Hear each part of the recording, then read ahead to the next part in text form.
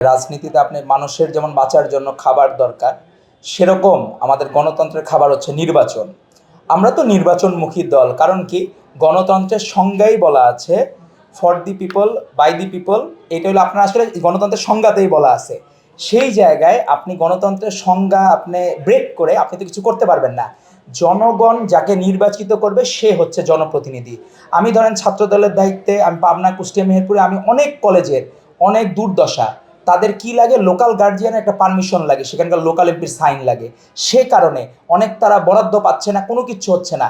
দেশে কিন্তু ছোট ছোট জায়গায় এই জটিলতাগুলো রয়ে গেছে।